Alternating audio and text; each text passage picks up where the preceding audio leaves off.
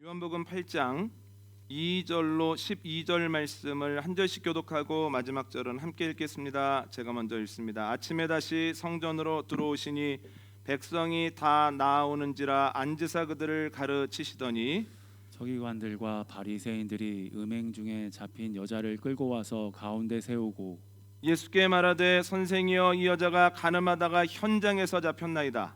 모세는 율법에 이러한 자를 선생님은 어떻게 말하겠나이까?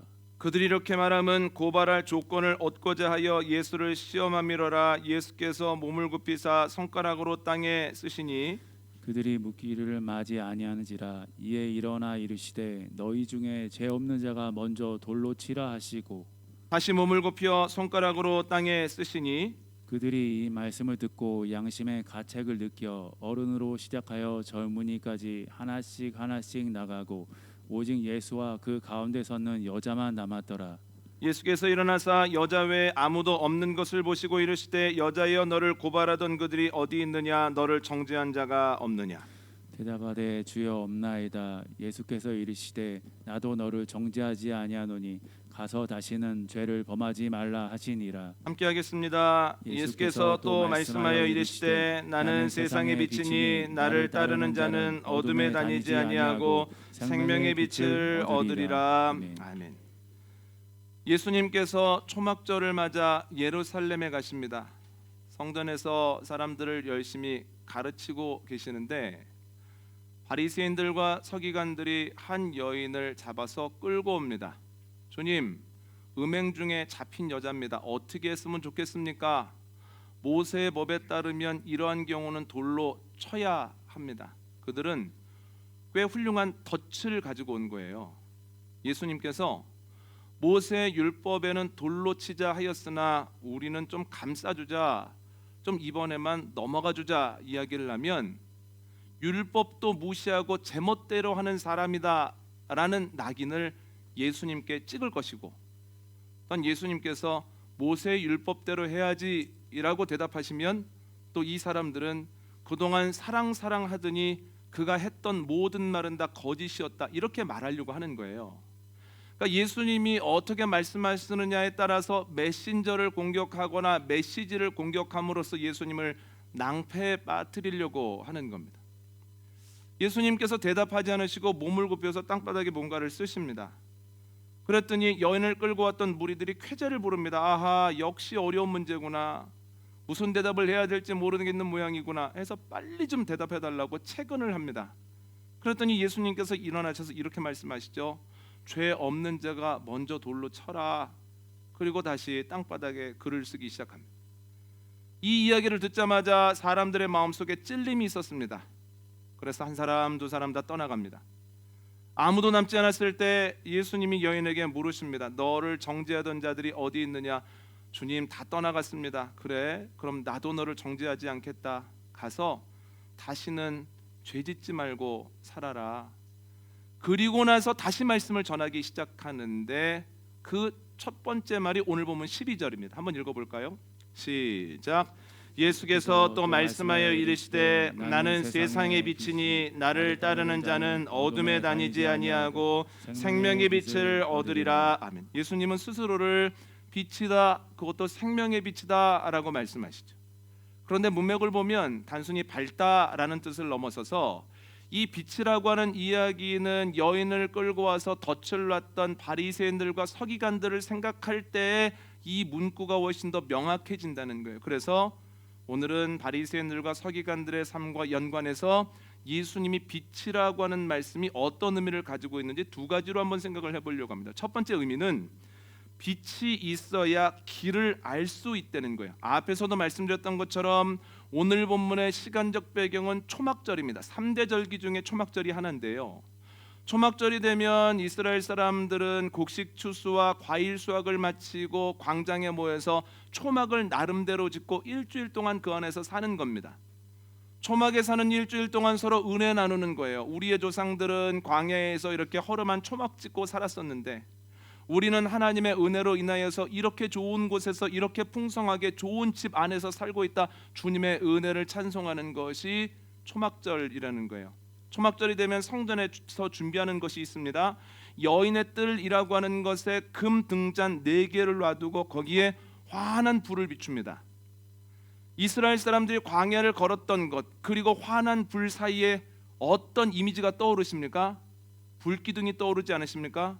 이스라엘 사람들이 애굽에서 가나안으로 향할 때 하나님께서는 그들 앞에 밤마다 불기둥을 허락하여 주심으로 그들을 인도하셨죠. 이스라엘 사람들이 불기둥을 보고 따라가면 그들이 길을 잃지 않았다는 거예요. 그리고 결국은 가나안에 도착합니다. 예수님께서 초막절에 나는 빛이다 라고 하신 것은 단순한 밝음을 넘어서서 나는 불기둥이다 라는 말씀을 하시는 거예요. 주님께서는 불기둥이 되셔서 갈 바를 알지 못하는 사람들을 인도해 주신다는 거예요. 예수님을 바라보는 순간 내가 어디로 가야 되는지를 알게 되고, 예수님으로 인하여서 저희가 불렀던 찬송처럼 길 잃어버릴 염려가 없을 뿐만 아니라 예수님을 따라가다 보면 결론은 약속의 땅이라는 겁니다. 여러분, 갈 바를 알지 못할 때 주님을 바라보는 저와 여러분 되어주시기를 원합니다. 선택할 때 얼마나 어렵습니까? 이게 길인지, 이게 옳은 것인지, 여기 끝에 생명이 있는지 구분하기가 너무 어렵습니다. 그런데 그때 주님을 바라보고 주님께 나아가서 구하면 주님께서는 가야 할 바를 알려주실 줄 믿습니다. 우리가 나중에 뒤를 돌아보아도 후회 없는 선택을 주를 위해서 하게 되어지는 은혜가 저와 여러분에게 넘치게 되어지기를 원합니다. 그런데 갈 바를 알지 못할 때뿐만 아니라 스스로 생각하기에 나는 참 잘하고 있어 라는 그 시기에도 예수님께 나아가서 계속 물어봐야 된다는 거예요. 빛이신 주님께. 왜냐하면 내가 보기에는 잘하고 있는 것 같은데 주님 보시기에는 안 그럴 가능성이 농후하기 때문입니다. 오늘 본문에 나오는 바리새인들과 서기관들이 그렇습니다.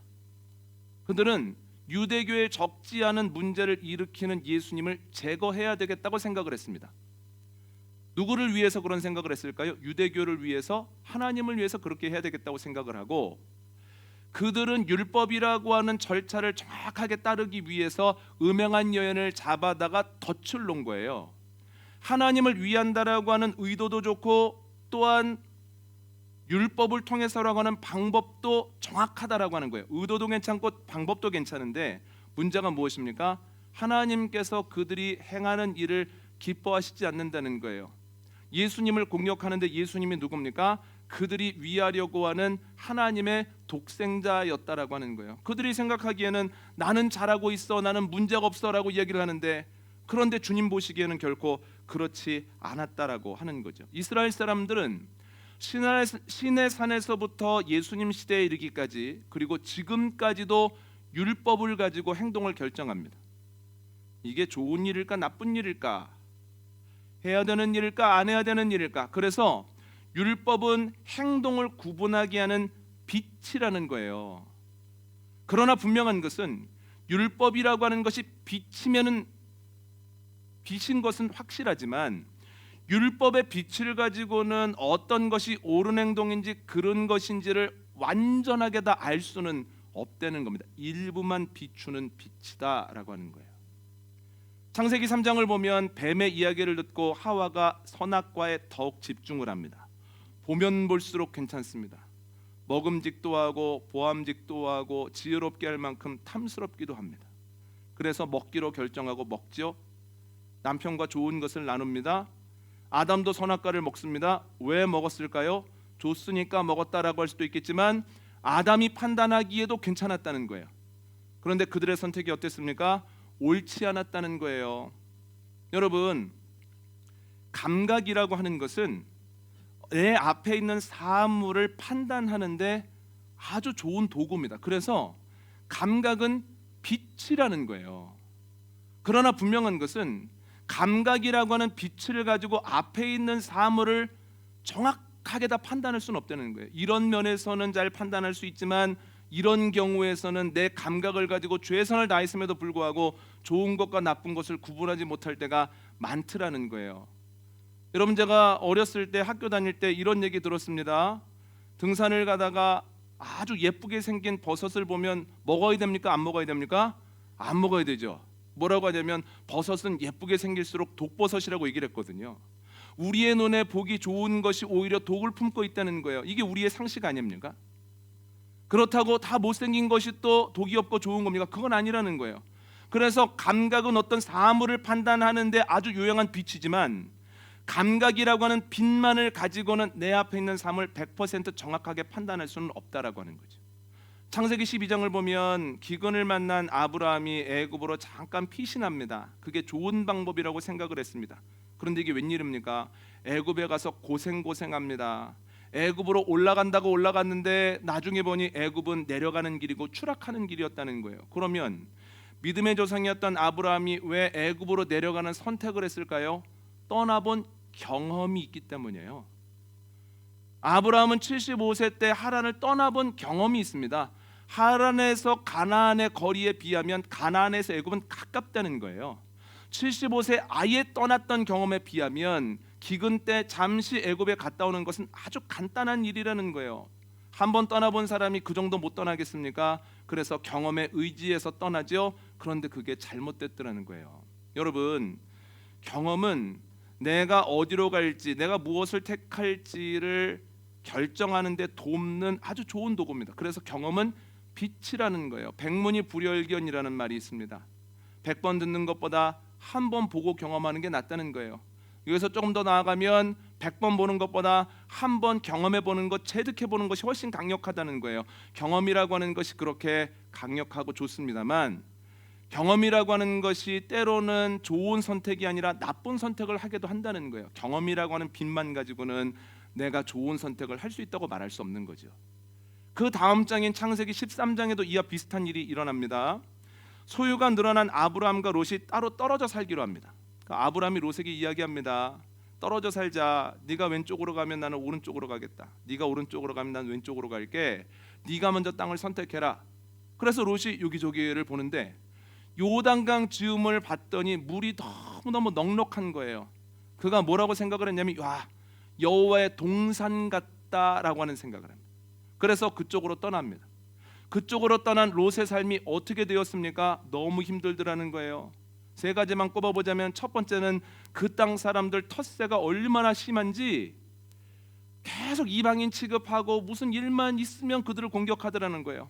두 번째는 무엇입니까? 전쟁에서 져서 소돔 사람들이 전체가 전쟁 포로가 되죠. 아브라함이 구해주지 않았다면 롯도 평생 전쟁 포로로 살았을 겁니다. 그 위기를 넘기고 나니까 소돔과 고모라가 하나님께 심판을 받아서 자신과 딸 2명 빼고 모든 것이 다 사라져 버렸다라고 하는 거예요. 여러분, 여호와의 동산처럼 보였으나 결코 여호와의 동산이 아니었다는 거예요. 그런데 이런 선택을 롯이 왜 했냐는 거예요. 이것도 경험 때문에 그렇습니다. 창세기 12장에서 아브라함만 애굽으로 내려간 것이 아니라 롯도 애굽으로 내려가거든요. 가서 본 게 뭐냐면 나일강의 위력입니다. 아, 물이 풍성하다라고 하는 것이 이렇게 강력하구나. 롯이 애굽으로 내려갔을 때 다른 문명권들은 대부분 도시국가 중심이었거든요. 도시국가라고 하는 것은 대부분 크기가 1km 정도였거든요. 아주 큰 도시가 1km, 4km 정도였다라고 고고학자들이 이야기를 합니다. 그런데 애굽에 가봤더니 도시국가 개념이 아니라 지금의 국가 개념처럼 어마어마한 영토에 사람들이 모여 사는 거예요. 그렇게 많은 숫자가 모이니까 생각할 수도 없는 문화적 유산들이 생겨 있는 거예요. 그 당시에 피라미드가 있었을 것 같은데 도시국가에서는 생각할 수 없는 규모의 건축물들이 여기저기 서 있죠. 아, 물이 풍성하다라고 하는 건 이런 거구나. 지경을 넓게 하는 거고 굉장한 문화적 열매를 만들어낼 수 있는 거구나. 그것을 경험하고 그 경험으로 인해서 시야가 터진 상태에서 소할 땅을 바라봤더니 아, 여기가 여호와의 동산이구나. 여기가 제2의 애굽이구나. 그 경험 때문에 그곳으로 향했다는 거예요. 그런데 여러분, 앞에서도 말씀드린 것처럼 경험도 빛이고 그것으로 인하여 시야가 터졌다라고 하는 것도 무엇을 잘 선택할 수 있게 하는 빛입니다만 롯을 보면 그것만 가지고는 잘 선택할 수 없더라는 거예요. 그것을 가지고 어떤 때는 잘 선택하지만 경험을 가지고 이건 확실해, 이건 분명해, 다른 사람들은 못 보는 거야, 나만 보는 거야 하고 그것을 선택했을 때 굉장한 어려움을 경험하고 계속해서 나락으로 떨어지더라는 거예요. 바울이 예수님을 전할 때 그의 복음의 핵심은 단 하나입니다. 예수님이면 충분하다. 그런데 유대인으로서 예수님을 알게 된 사람들이 그와 반하는 이야기를 합니다. 예수님만 가지고는 안 된다. 율법을 지켜야 된다. 할례도 받아야 된다. 그럴 때마다 바울이 했던 이야기가 있습니다. 나는 유대인 중에 유대인이다. 나는 바리새인 중에 바리새인이다. 나는 바리새인 가정에 태어나서 일주일 만에 할례를 받았고 어렸을 때부터 율법 교육을 받았고 나는 율법 지키기 위해서 몸부림을 쳤다. 그리고 내가 율법에 흠이 없을 뿐만 아니라 더 깊이 공부하기 위해서 석학이었던 가말리엘이라고 하는 사람에게 가서 문화생으로 공부를 했다. 내가 판단할 때 예수님이면 충분하다 이렇게 얘기를 하잖아요. 그러면 감히 바울의 말에 토를 다는 유대인이 없습니다. 그만큼 바울이 가지고 있는 지식이 압도적인 거예요. 누구도 토를 못 합니다. 그런데 그가 그 압도적인 율법 지식을 가지고 하나님에 대한 지식과 사랑을 가지고 뭐를 했습니까? 거짓말하는 사람들 잡으러 다녔습니다. 어떤 거짓말하는 사람들일까요? 예수라는 이가 부활했다라고 거짓말하면서 자꾸만 커지고 단단해지는 공동체, 저희가 부르는 소위 초대교회를 잔멸시키기 위해서 돌아다녔다는 거예요. 얼마나 열심히 했던지 초대교회가 잔멸돼 버립니다. 그러자 거기에서 만족하지 않고 도망간 사람 잡으러 다메섹까지 240km를 마다하지 않고 갑니다. 그런데 놀라운 것이 있습니다. 그의 지식은 어찌 보면 앞에 있는 일과 해야 되는 일을 판단시키는데 아주 도움을 주는 빛입니다만, 본인이 확실하다고 느껴서 헌신했던 일인데 다메섹을 가다가 아하, 내가 잘못된 길을 걸어가고 있구나라고 하는 것을 깨닫게 되었다는 거예요. 한번 읽어볼까요? 사도행전 9장 3절과 5절 말씀입니다. 함께 읽습니다. 시작. 사울이 길을 가다가 다메섹에 가까이 이르더니 호련히 하늘로부터 빛이 그를 둘러 비추는지라. 땅에 엎드러져 들음에 소리가 있어 이르되 사울아 사울아 내가 어찌하여 나를 박해하느냐 하시거늘 대답하되 주여 누구시니까 이르시되 나는 내가 박해하는 예수라. 아멘. 여러분, 지식이라고 하는 빛으로 옳은 것을 택하고 옳은 길을 걸어갔다고 분명히 확신했는데 갑자기 주님께서 나타나셔서 너 가는 길 아니야, 잘못 가고 있다라고 말씀하시더라는 거예요. 얼마나 기가 막혔겠습니까? 얼마나 눈앞이 깜깜했겠습니까? 그 정신적 충격이 얼마나 컸던지, 그 빛이 얼마나 강했던지 바울의 눈이 멀어버리더라는 거예요.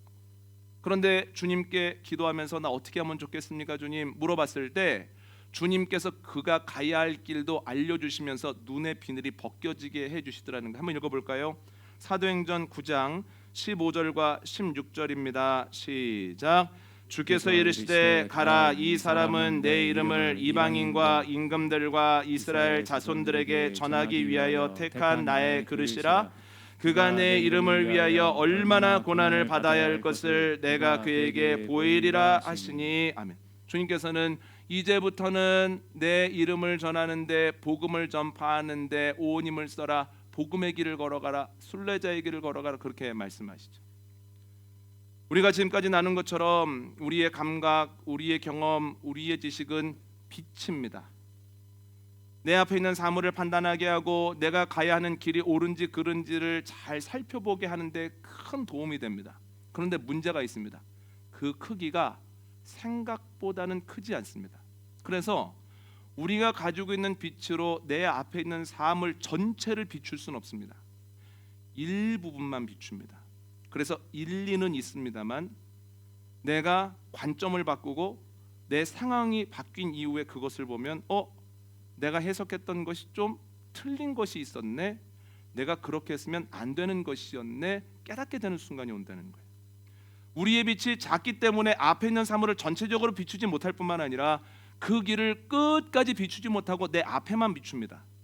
그래서 내 빛을 가지고 이건 옳은 길이야, 이거 가면 좋겠어 라고 생각을 했는데 그 길을 가다 보면 장애물도 만나게 되고 그 길의 끝에 도달했을 때 이건 길이 아니었구나, 내가 잘못된 길을 걸어갔구나 생각할 때가 분명히 온다는 거예요. 그러면 우리의 빛으로 안 될 때 우리가 해야 되는 것은 무엇입니까? 큰 빛이신 예수 그리스도를 만나고 예수님 따라가는 겁니다. 큰 빛이신 예수 그리스도는 내 앞에 있는 사물을 온전히 알게 하시고 내가 걸어가는 길이 옳은 길인지 그른 길인지를 온전히 알려주신다는 거예요. 그래서 우리가 큰 빛이신 예수 그리스도를 만나야 합니다.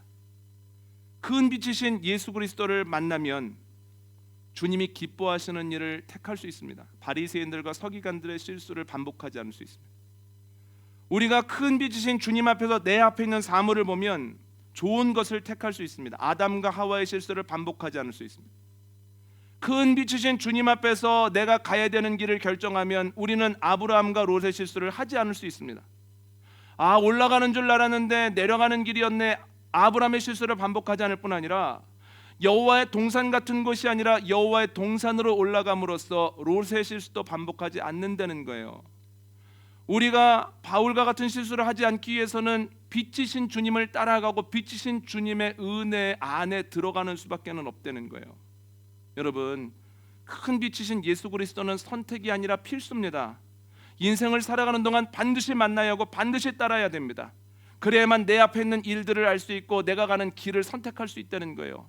여러분, 빛이신 주님이 나에게 필요합니다. 고백 가지고 주님을 늘 만나서 교제하는 저와 여러분 되어지시기를 원합니다. 두 번째는 빛이 있어야 나를 알 수 있다는 거예요. 여러분, 내가 가지고 있는 빛, 감각, 지식, 경험이라고 하는 것은 크기의 문제도 있지만 방향의 문제도 있습니다. 이 빛의 방향이 나를 향하는 경우는 거의 없습니다. 남을 향합니다. 그래서 그 빛으로 남을 향하기 때문에 남의 허물은 잘 보이는데 내 허물은 잘 안 보입니다. 남의 문제는 잘 보이는데 내 문제는 잘 모르겠습니다. 남의 문제를 보면선 이렇게 하면 되지 않아? 이렇게 정리하면 되지 않을까? 하지만 정작 내 문제를 알고 내 문제를 해결하는데 내 지식이나 내 경험은 굉장히 유약하다라고 하는 거예요. 여러분, 오늘 본문에 나오는 바리새인들과 서기관들이 여기에 해당합니다. 그들은 율법이라고 하는 대단히 밝은 빛을 가지고 있었으나 그 방향이 어디를 향하고 있습니까? 밖을 향하고 있죠. 그래서 예수님을 향해서 예수님의 티를 잡으려고 하고 음행하는 여인을 찾아서 그 여인을 처단하려고 하죠. 정작 본인들의 모습은 알지 못했습니다. 그래서 주님이 기뻐하시지 않는 길을 걸어가고 나쁜 의도를 갖고 있음에도 불구하고 끊임없이 되도록이지 않고 그 길을 걸어가죠. 방향성에 문제가 있다는 거예요. 우리의 빛은. 그런데 신앙생활을 잘하는 사람들에게도 이것은 예외가 아니라고 하는 겁니다. 다윗의 한번 예를 들어볼까요? 다윗이 승승장구하다가 교만해져 버립니다. 그래서 실수하죠. 죄를 범합니다. 우리아의 아내 밧세바를 불러다가 음행을 합니다. 아기가 생깁니다. 이걸 어떻게 감추지? 아하, 그 남편을 전쟁터에서 불러들여서 동침을 시켜야 되겠다. 그런데 우리아가 충직하여 넘어가지 않는 거예요. 집으로 들어가지 않고 집 밖에서 자는 겁니다. 전쟁터에서 동료들은 목숨을 걸고 있는데 나만 편안하게 잘 수 없다는 겁니다. 다윗이 그 모습을 보고 포기하고 어떻게 합니까? 전쟁을 빙자해서 우리아를 죽였다는 거예요. 그리고 대연하게 그 밧세바를 불러다가 혼인을 합니다. 하나님께서 나단 선지자를 다윗에게 보내시죠. 나단이 오자마자 이렇게 얘기를 합니다. 왕이시여, 제가 기가 막힌 얘기 들었습니다. 어떤 마을에 어마어마한 부자가 있는데 그 부자에게 한 손님이 왔답니다. 손님에게 뭔가를 대접하고 싶은데 자신의 가축을 잡아서 대접하려고 보니 갑자기 아깝더랍니다. 그래서 마을에서 제일 못 사는, 그래서 새끼 양 한 마리 가지고 있고 그 새끼 양 한 마리를 딸처럼 여겨서 같이 자는 그 가난한 사람의 새끼 양을 뺏어다가 그것으로 요리를 만들어서 자기 손님을 대접했다는데 이거 어떻게 하면 좋겠습니까? 그랬더니 그 얘기가 끝나자마자 주저하지 않고 다윗이 이렇게 얘기를 합니다. 우리 왕국에 그런 일이 있다고 그 사람 반드시 그것도 당장 죽여야 된다. 그리고 그 가난한 사람은 4배로 갚아줘야 된다. 그랬더니 나단이 뭐라고 얘기를 합니까? 이거 당신 얘기입니다. 당신이 그 부자보다 훨씬 심한 사람입니다. 하나님께서 이렇게 넉넉하게 주셨는데 우리의 아내를 뺏지 않았습니까? 회개할 기회를 주셨는데 그 회개할 기회를 놓치고 그 사람을 오히려 죽이지 않았습니까? 이거 당신 얘기입니다. 더 심하지 않습니까? 그랬더니 다윗이 깜짝 놀라면서 허물어지더라는 거예요. 남의 문제에 대해서는 알죠. 저거 죄야, 저러면 안 돼. 지금 돌이키는 게 가장 빠른 거야. 그런데 내가 행하는 것에 대해서는 그럴 만한 사정이 있어. 어쩔 수 없었어. 돌이키려고 했지만 그때 안 되더라고. 계속해서 죄에 끌려다니고 계속해서 죄에 깊어지는 모습을 보인다는 거예요. 남의 것을 보는 데는 굉장히 밝은 빛이지만 방향의 문제로 나를 보는 데에는 굉장히 연약하더라는 거예요. 그러면 어떻게 해야 되느냐는 거예요. 내가 가지고 있는 율법에, 내가 가지고 있는 경험에, 지식에 그 빛으로 나를 잘 비추지 못한다면 그럼 내 모습은 어떻게 할 수 있습니까? 주님이라고 하는 큰 빛 앞에 내가 서게 되어지면 자연스럽게 내 안에 있는 죄를 보게 되어지고 회개하게 된다라고 하는 거예요. 한번 읽어볼까요? 디모데전서 1장 13절입니다. 함께 읽습니다. 시작. 내가 전에는 비방자요 박해자요 폭행자였으나 도리어 긍휼을 입은 것은 내가 믿지 아니할 때 알지 못하고 행하였음이라. 아멘. 바울이 뭐라고 얘기합니까? 전에는 죄를 지으면서도 모르고 나 잘하고 있다고 생각을 했었는데 다메섹으로 가다가 밝은 빛이신 주님 앞에 서봤더니 나는 비방자요 박해자요 폭행자였다는 거예요. 이어지는 15절에서는 이렇게까지 얘기합니다. 나는 죄인인데 그냥 죄인이 아니라 죄인 중에 우두머리다, 죄인의 괴수다, 이런 얘기를 하죠. 주님이라고 하는 빛 앞에 서면 내 연약함, 내 부족함, 내 죄성을 고백할 수밖에 없다는 거예요. 여러분 누가복음 5장을 보면 예수님께서 베드로에게 깊은 곳에 가서 그물을 내려라 이렇게 말씀하시거든요. 그러니까 어부들이 듣기에는 이거 말도 안 되는 얘기입니다. 밤새 조업을 했으나 물고기 한 마리 못 잡았습니다. 그날은 잘 안 되는 날인가 봐요. 물고기 없는 날인가 봐요. 그리고 밝을 때는 깊은 곳이 아니라 얕은 곳에 물고기가 있어서 거기에서 그물을 내려야 됩니다. 그런데 어부가 아닌 예수님께서 깊은 데로 그물을 내리라고 하거든요.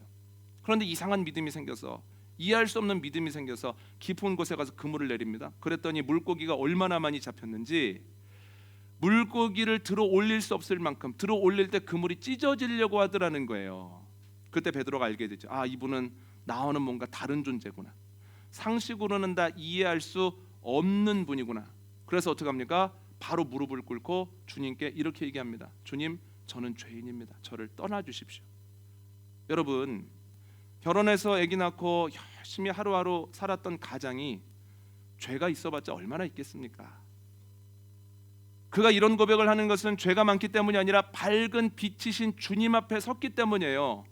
빛과 멀리 있을 때, 더 나아가 빛을 등지고 있을 때는 내 죄가 보이지 않았으나 내가 주는 빛으로 이 사람 저 사람 비추면서 저 사람은 이게 안 되겠네, 저 사람은 이게 부족하네 하다가 빛이신 주님을 통하여서 내 모습을 보게 되었을 때, 야, 내가 이렇게 깊은 곳에 죄를 품고 있어. 내가 이렇게까지 지독하게 죄에 끌려다니는 사람이었어. 내가 표현은 안 하지만 이런 것들이 내 마음을 채우고 있었어 하는 가운데에서 주님께 나와 무릎 꿇고 회개할 수밖에는 없었다는 거예요. 여러분, 신앙인들을 보면 주님 가까이 가면 갈수록 훨씬 더 내 죄를 고백할 수밖에는 없습니다. 존 스토트 목사님은 자신의 책 기독교의 기본 진리에서 19세기 초 델라웨어의 인디언들에게 전도를 했던 데이비드 블레이너드라고 하는 이의 고백을 소개합니다. 한번 잘 들어보십시오. 그의 일기와 편지를 보면 그가 주님께 얼마나 온전하게 헌신했는지를 알 수 있습니다. 그는 말을 타고 밀림을 내치고 다니면서 쉴 새 없이 설교하고 가르쳤습니다. 그는 들에서 잠을 자면서도 만족했고 그의 일기에는 사랑하는 인디언들에 대한 사랑과 기도, 주님께 드리는 찬양이 가득했습니다. 그럼에도 그의 일기를 보면 그는 거듭거듭 자신의 부패와 부족을 한탄합니다. 여러분, 그가 왜 자신의 부패와 부족을 한탄했을까요? 겉과 속이 달랐기 때문이 아니에요. 앞과 뒤가 달랐기 때문이 아닙니다. 사람들이 있는 것과 혼자 있을 때 행동이 달랐기 때문이 아니에요. 빛이신 주님께 가까이 가면 가까이 갈수록 그 밝은 빛이 내 내면을 비출 때, 아, 나는 죄인이구나. 내가 주님과 동행하고 은혜를 받은 지 꽤 오래되었음에도 불구하고 나는 여전히 이 정도밖에는 안 되는구나. 주님께 죄를 고백하고 회개하는 가운데 잘 안 돼서 한탄할 수밖에는 없었다라고 하는 거죠. 요즘도 이런 일이 일어납니다. 설교를 준비하면서 이재철 목사님의 요한과 더불어라고 하는 책을 보니 비슷한 고백이 있어서 소개를 해드립니다. 한번 들어보시죠. 주님의 빛 속에서 되돌아보았을 때 지난날에 저는 걸레 같은, 아니 걸레보다 더 추하고 쓸모없는 존재였음을 비로소 깨달았습니다. 겉으로는 그처럼 의롭게 행동하던 그 순간에도 제 마음속에는 흉측한 탐욕과 이기심이 넘치고 있었습니다. 여러분, 주님께 가면 갈수록 내가 얼마나 부족하고 연약하고 더러운 존재인지를 깨달을 수밖에 없다는 거예요. 반면 주님과 멀리 있으면 있을수록 죄를 발견하지 못합니다. 주님을 등지고 있으면 내 죄를 알지 못합니다. 그래서 이렇게 얘기하죠. 나 괜찮은 사람이야. 나만큼만 하라 그래. 내가 이렇게 하는 데는 이유가 있어. 그리고 그 빛으로 다른 사람들을 비추면서 너는 왜 이렇게 못해? 왜 이렇게 안 해? 너 왜 이 정도밖에 안 돼? 하면서 가장 가까운 사람들부터 힘들게 한다는 거예요. 여러분, 묻고 싶습니다. 여러분들은 지금 주님이라고 하는 큰 빛 앞에 서 계십니까? 아니면 교회는 다니고 직분도 가지고 있고 교회에서는 여러 가지 일들을 하시면서도 주님과 멀리 있거나 주님을 등지고 있어서 내 모습을 알지 못하는 상태에서 내가 가지고 있는 지식의 빛 그 정도 가지고, 내가 가지고 있는 경험의 빛 그 정도 가지고 다른 사람들에게 왜 이렇게 못하냐고, 왜 이렇게 안 하느냐고, 이렇게 하면 되지 않겠느냐고 사람들에게 상처를 주고 있지는 않습니까? 분명히 말씀드리는 것은 큰 빛이신 예수 그리스도 앞에 서지 못하면 우리는 결코 우리의 죄를 발견하지 못할 뿐만 아니라 우리의 죄를 발견하지 못하고 이 정도면 괜찮아라고 하는 순간 주님께서 우리에게 계속해서 허락하시는 그 기회를 놓치고 있다라고 하는 거예요. 빛으로만 나를 알 수 있습니다. 큰 빛 앞에 섬으로써 회개하고, 회개하는 순간 바른 길을 걸어가기로 결단하고 주님을 만나는 그날까지 매일매일 새로워지고 성장하고 성숙하게 되어지는 은혜가 저와 여러분에게, 여러분의 가정에, 여러분의 자녀들에게 이 생명문교회 위에 넘쳐나게 되시기를 원합니다. 오늘 말씀 정리합니다. 주님은 빛이십니다. 두 가지 뜻입니다. 주님으로 인하여 길을 알 수 있습니다. 주님께서 조명해 주셔야만 끝까지 좋은 길로 걸어갑니다. 내 앞에 있는 것이 좋은 것인지 나쁜 것인지 구분합니다. 두 번째는 주님으로 인하여 나를 알 수 있습니다. 큰 빛 앞에 섰을 때만 내 죄를 알고 큰 빛 앞에 섰을 때만 회개할 수 있습니다. 빛이신 주님과 동행하는 복된 한 주일 되어지시기를 원합니다.